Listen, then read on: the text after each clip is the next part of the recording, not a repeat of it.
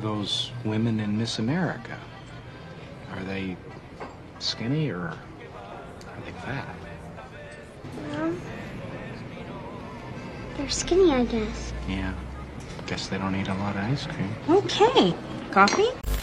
And they're like me, but prettier and better at the, because maybe I'm not good enough.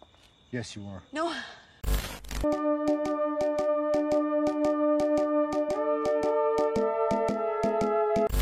Vous vous êtes déjà demandé ce à quoi ressemblerait votre vie si vous étiez beau, genre vraiment beau, parmi les 5% des gens correspondant le plus aux standards de beauté. Est-ce que vous auriez mieux réussi? Et je me pose moi-même parfois cette question parce que je pense que le physique a par exemple une part importante dans la réussite ou l'échec d'un créateur de contenu, notamment sur des réseaux sociaux comme Instagram ou même encore TikTok qui mettent très en avant le physique. Et donc je me dis finalement, est-ce que j'aurais pas le double d'abonnés si j'étais giga beau gosse et giga musclé? Il apparaît alors légitime de se demander dans quelle mesure la beauté physique peut influencer dans la popularité d'une personne. Je voulais commencer cette vidéo comme toutes les mauvaises copies de philo en disant que depuis la nuit des temps, la question de la beauté a traversé les époques. C'est une problématique très contemporaine, notamment avec le développement d'Instagram sur lequel on reviendra, mais déjà à l'époque de l'Antiquité, il existait des normes de beauté. D'ailleurs, ces critères étaient finalement assez proches de ceux que l'on a aujourd'hui, avec des femmes fine, le visage long.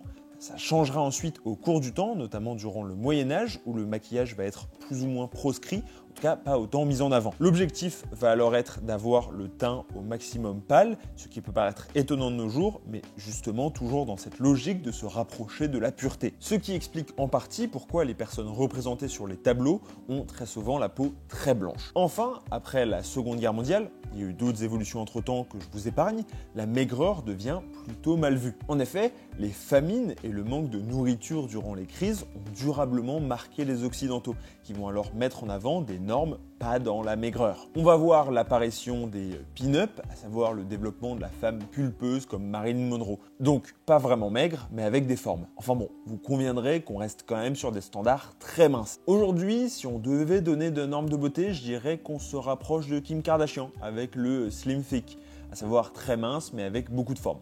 Après, peut-être que je me trompe, dites-moi en commentaire ce que vous pensez correspondre aux normes de beauté actuellement. Et un des premiers sujets quand on parle de la beauté, c'est pour dire que la beauté c'est subjectif. Voilà.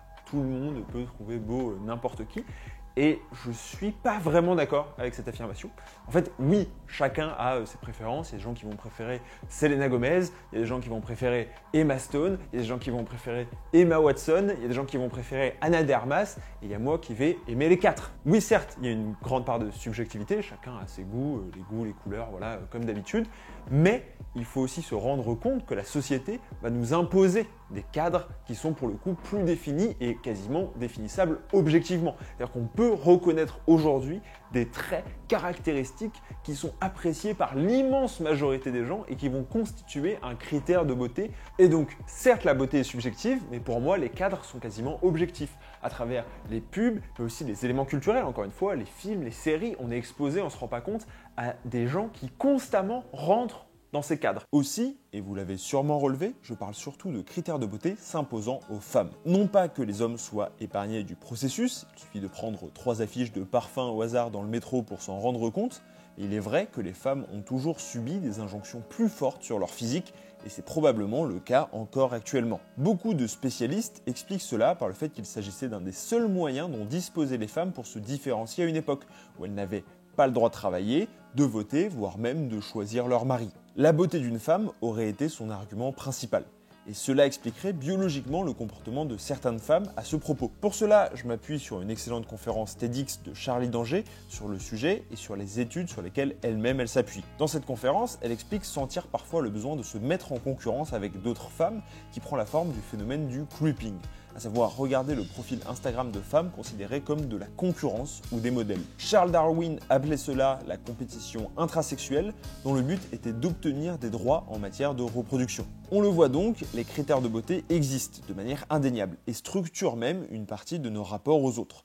Mais ça va même plus loin. Et pour vous dire à quel point c'est important, la beauté dans nos sociétés contemporaines est carrément une branche de l'analyse économique qui maintenant se focalise là-dessus. Alors ça s'appelle la pulchronomique et le fait que, effectivement, les personnes qui sont considérées comme belles par les standards de beauté actuels de nos sociétés contemporaines obtiennent en moyenne des meilleures notes pour des mêmes travaux et sont en moyenne mieux payées à des jobs équivalents que les personnes qui sont considérées comme moches. Plus loin. Effectivement, ce système va aller jusqu'à avoir une emprise telle sur les consciences qu'il va remettre en question la réussite et le succès des personnes constituant notre culture populaire. Et tout cela se fait par la mise en place d'un système normatif qui va donc sanctionner les individus. Tout d'abord, il faut bien comprendre que donc, si j'ai mentionné des raisons biologiques expliquant la place importante des critères de beauté, il s'agit également et avant tout de normes culturelles. En effet, les éléments culturels qui nous entourent au quotidien créent des injonctions à se comporter d'une manière, à penser d'une manière, mais aussi à ressembler à quelque chose. Ainsi, une étude de Susan Ive, Helga Dittmar et Emma Halliwell a montré l'influence qu'avait eue la célèbre poupée Barbie sur les jeunes filles. Barbie est un incontournable de notre culture populaire. Poupée pour les jeunes filles, elle a le droit à ses séries animées, ses films animés et bientôt le live action. Ses adaptations en version influenceuse, bref, une icône pour les plus jeunes. Mais elle est surtout très fine et semble correspondre à des standards de beauté assez stricts. Ainsi, l'étude menée par les 3 chercheuses a démontré que l'exposition à la poupée Barbie sur les jeunes filles âgées de 5 à 8 ans les poussait à vouloir être fines, mais également entraînait une forte baisse de l'estime de soi. Le problème, c'est que ces codes vont être intégrés par les plus jeunes qui ne vont pas se sentir au niveau physique pour réussir, par exemple. Cela pourrait donc constituer un des premiers freins à la tentative de faire carrière chez certains jeunes. Voire même, ça pourrait en pousser certains à ensuite faire appliquer ces codes aux autres, freinant leur ascension. Ce qu'il convient de bien comprendre, c'est que ces codes de beauté ont voyagé et évolué à travers le temps, au point de s'imposer à tous comme une évidence. Or, pour reprendre une démarche chère au penseur Roland Barthes, il faudrait dénaturaliser ces standards, leur retirer l'idée que ça viendrait de soi et bien comprendre qu'il s'agit d'une construction sociale. Car aujourd'hui, ce système sévit encore au quotidien, mais aussi au plus haut niveau de popularité. Il suffit de voir le nombre de likes des publications Instagram en fonction de si oui ou non vous correspondez aux critères de beauté sur la photo. On voit même énormément d'influenceurs et d'influenceuses retoucher les photos pour paraître mieux, mais aussi pour faire de meilleurs chiffres. On en avait beaucoup parlé lors de ma vidéo sur la place de la beauté chez les artistes musicaux, avec notamment les remarques qu'Adèle avait reçues sur son physique et sa transformation depuis. A l'opposé, des artistes idolâtrés comme Harry Styles ou dernièrement BTS le sont également en partie pour leur physique. Cela se traduit par plusieurs pratiques des fans. Tout d'abord, l'achat de posters. On se souvient aussi du producteur de musique qui avait critiqué le physique d'Oshi, la considérant comme pas assez adapté aux posters. Dernièrement, on a vu sur les réseaux sociaux le développement des fancams, qui mettent le plus souvent en scène des artistes, et particulièrement leur beauté, avec une musique et des effets et des filtres visuels. Mais c'est peut-être même pas le domaine où c'est le pire. On se souvient de Jonah Hill qui, très mal à l'aise, avait répondu sèchement à des blagues sur son physique lors d'une interview pour le Grand Journal il y a quelques années. L'acteur a d'ailleurs communiqué plusieurs fois sur son poids et le fait qu'il ne voulait plus être catégorisé par ce dernier. Aussi, et peut-être encore plus surprenant, on a appris qu'Andrew Garfield s'était vu refuser le rôle du prince Caspian dans la saga de film Narnia, car il était considéré comme trop moche.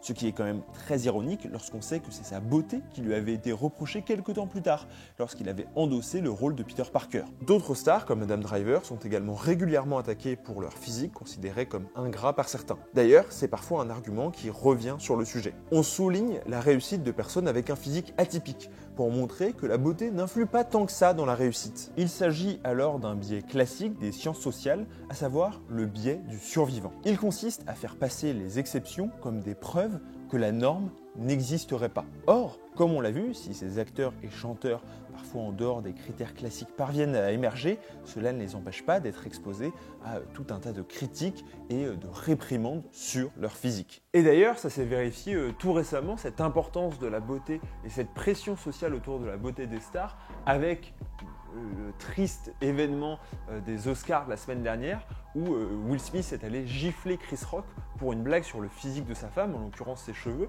Et c'est vrai que les cheveux, c'est un élément essentiel, ou en tout cas considéré comme essentiel dans la féminité et la beauté de la femme, beaucoup plus que les hommes, qui sont d'ailleurs souvent sujets à la calvitie. Et donc au-delà de revenir sur ce geste, le fait que justement le point où elle ne rentre pas dans la norme soit pointée du doigt, ça a été insurmontable et très très difficile à encaisser pour elle. Et on peut le comprendre tout à fait. Quand on voit sa réaction à la blague, on peut comprendre qu'elle ait mal pris cette blague, notamment parce qu'il y a une telle pression autour de ça que c'est compliqué pour elle, à qui on a dit toute sa vie de manière au moins implicite qu'elle devait être belle et qu'elle devait être parfaite et qu'elle devait être féminine et qu'elle devait avoir des beaux cheveux, de plus pouvoir en avoir. Et ça doit être un sentiment d'impuissance extrêmement difficile à accepter. Pourtant, il est indéniable que nous avons assisté ces dernières années à une prise de conscience du phénomène. Cette imposition des normes très dures, qui seraient comme nécessaires à la réussite des personnes, est un phénomène dénoncé par de plus en plus de gens, y compris des stars. On observe notamment la mise en scène de la transgression de ces normes sur les réseaux sociaux. Ainsi, je vois régulièrement passer sur mon feed Instagram une influenceuse ou une actrice mettant en avant son côté naturel, sans artifice, moins vendeur et moins accrocheur qu'à l'accoutumée. Souvent, ces posts entraînent beaucoup de réactions très positives et ont ironiquement plus de succès que les autres beaux sous tout rapport. Mais il s'agit probablement d'un leurre qui doit son succès justement à son caractère exceptionnel et transgressif. Et c'est ce qui explique que le plus souvent les auteurs de ces posts retournent se ranger dans la norme dans les publications qui suivent. De même, de plus en plus de comptes, à l'image de menteurs-menteuses, dénoncent les agissements des influenceurs, retouchant par le biais de Photoshop leurs photos pour se rendre plus jolies, avoir une carrure plus imposante ou plus de forme. Des comptes ouvrent même la discussion sur ce qui est appelé le body positive. Et on voit de plus en plus de marques faire appel à des mannequins considérés comme plus size. Ce qui est la moindre des choses quand on sait comment fonctionnait l'industrie auparavant. Andy en parle très bien dans sa dernière vidéo et c'est assez édifiant. Mais on se souvient également de témoignages à propos de Gigi Hadid par exemple, qui avait des TCA, des troubles du comportement alimentaire, allant parfois jusqu'à mettre en danger sa santé, au-delà de sa maladie. Bref, s'il y a une prise de conscience, pour autant je pense qu'elle n'est pas suffisante et surtout qu'elle ne sera jamais au niveau pour stopper ce frein qui existe. Car oui, si aujourd'hui répondre aux standards de beauté n'est pas indispensable pour percer, cela apparaît comme un avantage non négligeable. En fait, je pense que la beauté est vue comme le prix à payer pour être populaire et connu, la barrière quasiment infranchissable pour le commun des mortels, la justification de la légitimité à percer de certains, comme s'il s'agissait du revers de la médaille indispensable. Rien ne sert d'entreprendre si tu n'es pas beau, regarde, ils le sont tous. Mais également, on met une pression sur ceux qui ont réussi à percer pour être beaux, en considérant que, encore une fois, c'est la moindre des choses. Certes, ils sont populaires, ont du succès et sont riches. Pour autant, ils se doivent au moins de se plier aux critères de la beauté. Ne pas s'y plier reviendrait à vouloir le beurre et l'argent du beurre. C'est, selon moi, cette façon de penser qui va pousser tant de gens à se moquer du physique des personnes ayant réussi, entretenant ce cercle vicieux qui va restreindre en amont certaines ambitions. Et donc pour moi, oui, il faut être beau pour réussir. Et quand je dis ça, c'est pas une vérité générale qui va s'appliquer à absolument tous les humains, mais de manière globale, si on prend un peu de hauteur sur notre société et notre star system, pour utiliser encore une fois un anglicisme, et bah oui, l'immense et l'écrasante majorité remplissent les standards de beauté actuels. Donc si vous n'entrez pas dans les standards de beauté actuels, vous avez très très peu de chances de réussir. Ça ne veut pas dire que c'est impossible, mais c'est de l'ordre de l'exception. Et donc, ça ne devrait pas remettre en cause cette règle. Également, il faut comprendre que l'importance de la beauté physique marche dans l'autre sens. Les stars vont se servir de leur corps pour montrer leur réussite. Un physique avantageux sera alors utilisé comme un argument ultime démontrant son succès. En effet, avoir un physique correspondant aux normes signifie, au-delà d'une chance offerte par la nature, de détenir le temps, les moyens et la capacité d'en prendre soin. Passer du temps à se maquiller, à utiliser les meilleurs produits pour sa peau, à aller à la salle, suivre un régime fait par un nutritionniste adapté sont autant de privilèges que les personnes ayant le plus réussi dans ce monde ont à cœur également de mettre en avant de manière inconsciente. Ça passe également par les vêtements et les différentes tenues dont les tapis rouges fourmillent de volonté de mettre en avant sa réussite et sa puissance financière. La beauté devient alors un marqueur social important, opérant d'office une stratification dans notre société. Cela passe donc par l'imposition de normes auprès du grand public qui vont ensuite les répercuter sur les stars qui font la culture populaire. Une fois intériorisées par l'ensemble des individus, les personnes réussissant le mieux à s'astreindre à ces codes bénéficieront d'un avantage comparatif considérable qui servira de marqueur de réussite. Et donc, la beauté entraîne la réussite et la réussite entraîne la beauté. On a alors là une boucle sans fin, privilégiant à certains participant à une forme de reproduction sociale tacite et ironiquement quasi invisible.